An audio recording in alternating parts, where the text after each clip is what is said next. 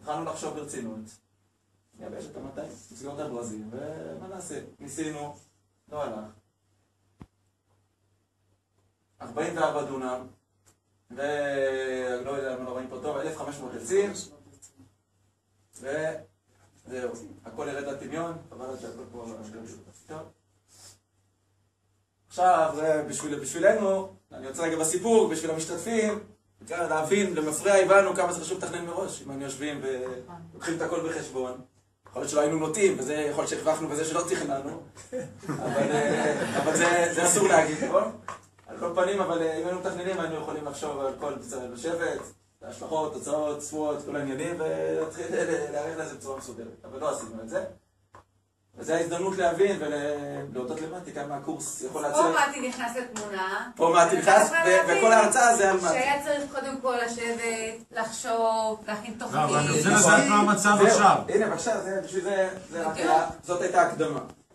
וזה רק להבין כמה, ממה אפשר להינצל. עכשיו נחזור לסיפור שלנו. מתי מופיעים כמלאך משה. שלב א', יועץ עסקי, שהוצמד אלינו, קוראים לו בני שלם לצורך העניין, ישבנו איתו שעות רבות, ב-20 שעות, ובסוף הגענו לסיפור שלהם, דוגמה של טבלה שולחין, של כל מה שצריך להוציא, מה שצריך זה, כל הסיפורים.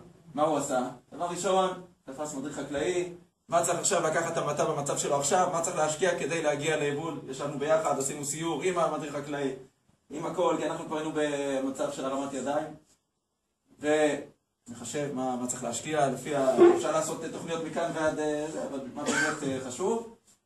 והמסקנה שלו הייתה שהמטע יכול להרוויח הרבה כסף, וזה כבר היה בשבילנו בשורה מעולה, חבל לייבש, אפשר, כבר עשיתם את הכל, המפעל כבר קיים, עוד טיפה מאמץ ואפשר להרוויח.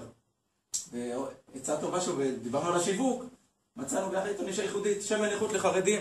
חרדים הם צריכים כשרות מיוחדת והם סומכים רק על משהו זה. תעשו קו איכותי, לא בסופרים, לא בזה. ככה בשכונות החרדיות.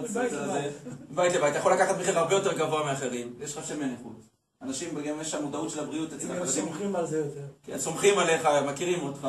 הכשרות גם, יש לנו את הרב של טיפח, שהוא נותן כשרות לאף אחד ונתן לנו. וגם המודעות של הבריאות מאוד עולה, גם אצל החרדים. מחפשים משהו בריא, ויודעים שזה לא פשוט, והרבה זיוף היום בשמן זית. אז מצאנו נישה. מסתבר שכדאי להחזיק את המטע. והתחלנו להשקיע. הראשונה בתולדות המטע, נתנו דשן, עד אז לא היינו לתת מנות מים מלאות, התחלנו לטפל מאותו פסח של שנה שעברה, התחלנו לטפל בו כמו שצריך, קנינו ככה בצ'קים דחויים, לא הלוואות עוד לא קיבלנו, צ'קים דחויים שהכל שולם ברוך השם עם השמן שמכרנו באותה שנה. וזה הדוגמה שיטת המסיק שעבדנו פעם שעברה, לקח איזה 3 חודשים למסוק את 44 דונם, למלא שקים, בצורה פרימיטיבית. כמה זמן לקח? לקחה המון זמן. כמה זמן לקח לעשות המסיק? לקח, אני מדבר על פעם לפני שהגיע יועץ. המון זמן לקח, המון בלגן. ממסיק ידני שעורך חודשים רבים, המון אנשים שעבדו. זה פוגע באיכות השמן, כי עד שאתה מפיק את השמן, אתה צריך הרבה שקים, שם אותם בצד. עברנו למסיק ממוכן, שלקחנו יום וחצי את כל 44 דונם. הם יכניסו את הטכנולוגיה, שימו לב. לא, ברגע שקיבלנו אומץ, זה השכרה, נכון? בסחירות. כן, בסחירות. לפני זה לא היה לנו אומץ בכלל, לקחת לבן אדם, זה עולה 7,000 שקל, אין לנו בכלל לוואי ברגע שאתה מבין שיש, אתה יכול להרוויח, יש מוצר טוב, אז זה שווה להשקיע, אתה יכול להשקיע. גם 44 דונם, זה שווה להביא. ברגע שקיבלת את הכלים הנכונים, נכון. אז כבר הבנו שבתחשיב של היועץ היה גם מסיק, היה הכל, הבנו שזה שייך, זה אפשרי. אז במקום 3 חודשים להזיע ולהישאר עם לשון בחוץ ובלי כסף, לקחנו יום וחצי, הנה תראו. אני חייבת לספר משהו לשמואל, אבל זה בסוף. טוב. שנייה, יש לי רק שאלה. בבקשה. שמואל, איפה אתם, באיזה בית בד אתם? יושיביה. ב? יושיביה. ביתן הבד. אני רוצה לגלות לך סוד. גם הוא עשה. שיחה ככה על כוס תה, שם במושב רק תעשו קפה. לא, סתם. עלה הנושא של, אני לא ידעתי דרך אגב, כל מה שאתה מראה פה לא ידעתי, אבל עלה הנושא ואני אמרתי להם, חברים, משפחת אוחיון, אתה יודע, עם 2 אחים, היום חיים ומשה, אחד מהשני. חיים קורא אצלנו בתורה. וחיים, כן, הוא כל הזמן עולה לתורה. אמרתי, תגיד, יש לך כל כך הרבה שטח. תנצל משהו להכנסה הביתית. אמרתי לו, אתה יודע, ברהט התחילו להקים בית בד כזה. תקים, יש לך פה פוטנציאל, השם תפרח, חרדים, בטוח יבואו, זה התחיל להיות טרנד לגדל זיתים.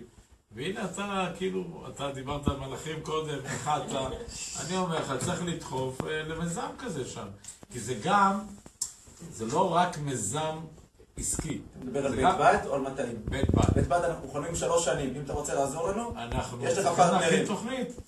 ולמה אני אומר? כי בית בד זה לא רק עסקי, זה לא רק לעסק. כי בית בד יכול להיות גם תיירותי, זה יכול להיות גם ילדים שמגיעים מבתי ספר ומשלמים עבור הביקור. עכשיו אני אגיד לך מה החלום שלנו, לא בית בד רגיל, יש לנו בית בד ירוק, שהגפת מניעה את הבית בד. ככה היום יש בעיה רצינית איך להיפטר מהגפת, איך להיפטר מכל זה, היום יש בתי בד ברחבי העולם, שהם עובדים, הגפת עצמה זה חומר בעירה מעולה, הכל ירוק וזה תיירותי, חבל. לא מספק את הכל, אני מכיר את זה, זה תלוי אם זה חם. מוכרים היום גם לאחים ביתיים? מוכרים, אבל זה יש כאלה כמויות שאי אפשר להיפטר. אבל שמואל, זה תלוי באמת אם זה הסקה, אם זה מסיק, איך זה נקרא, קר או חם, יש לזה כל מיני שיטות. כבישה קרה. כבישה קרה. אני מדבר על כבישה קרה וזה מאוד תיירותי, ירוק זה מאוד הולך על זה. אם אתם רוצים לעזור לנו? א', קודם כל ישר כוח. ובאמת שיש הרבה מאוד גופים שיודעים לסייע. משרד החקלאות גיליתם, אבל יש עוד הרבה גופים שנותנים גם, בעיקר הלוואות לצערי או לזה. ובסדר, עשית פה שיווק למדתי. אבל אני רוצה לומר לך לגבי שמואל, אתם לא תאמינו. שמואל, ב9 בלילה, נכון שוחחנו?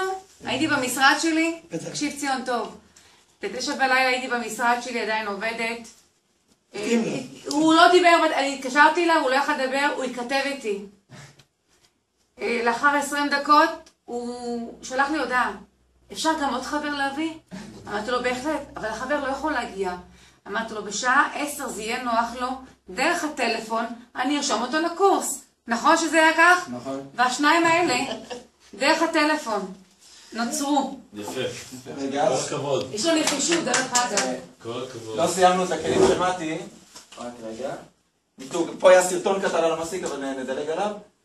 קיבלנו אומץ למכור. הלכנו בהתחלה מיתוג בכוחות עצמנו. זה מה שהתוצאות לפני הזה.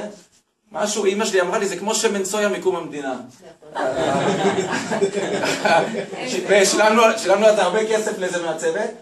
זה אולי קצת יותר טוב, אבל זה עדיין, אמא שלי ראתה את זה, אמרה, זה שמן סויה מקום המדינה. אחרי זה, אבל מתי נתנו תוכנית מיתוג עם אבישי והחבר'ה. והגענו, זה תוצאה הרבה יותר יפה, היה קצת קשה להדביק אותו. חכה, אני רוצה להבין, אמא שלך ראתה את אבישי? לא, היא ראתה את זה. דרך אגב, הוא מספר, הוא מרצה גם, אתה יודע, אחרי שהוא התחיל איתנו, הכיר אותו בירושלים.